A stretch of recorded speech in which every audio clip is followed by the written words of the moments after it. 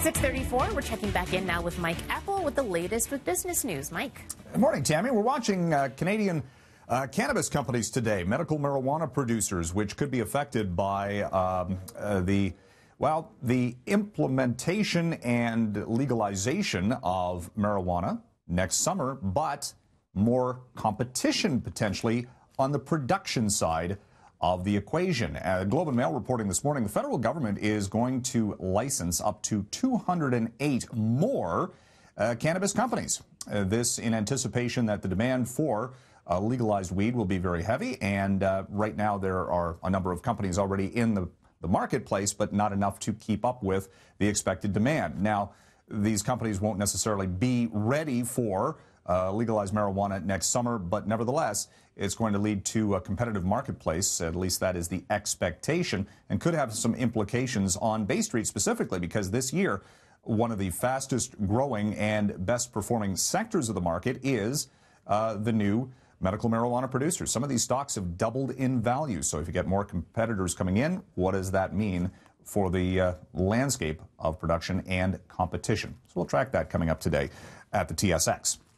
The U.S. Senate early this morning passed tax reform. They finally got her done, and that followed some last-minute changes to the legislation, the paperwork, just due to some issues within the Senate itself. So now it has to go to a do-over vote in the U.S. House of Congress. But the bottom line to this is the U.S. corporate tax rate is coming down substantially, or will be next year, from about 35% down to 21%. That is going to affect the bottom line for big U.S. companies and small businesses, and personal tax rates are changing as well. And what this has led to is a record rally for Wall Street that has seen the Dow Jones Industrial Average this year surge by more than 25%. It's hit record upon record and is expected to climb substantially today. Right now, looking at a Dow Futures Index pointing to an advance of about 100 points in the early trade this morning.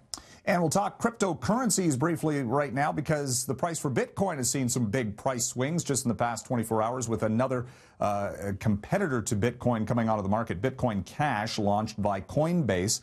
And that launch of basically led to Bitcoin swinging 10%.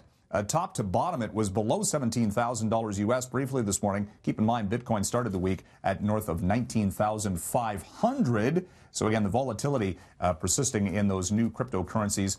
You have to have a good stomach to basically watch some of these prices sometimes. The Canadian dollar, compare and contrast, hasn't done all that much this week, starting today's trade just below 78 cents U.S. We'll send it back to the studio. And Mike, on behalf of so many people out there, yes, stop mentioning Bitcoin. Oh, you just can't. You can't take it. There are so many people, when they hear this, they think, first of all, I wish I had gotten in on it, and then they're thinking, well, I can't afford to get in on it now, and it keeps doing better and better and better. We talk about the base price for Bitcoin. You know, again, the record $19,500. You can buy fractions of a Bitcoin, 0.00000 added, right? So you can buy just a few dollars if you so choose, but be prepared.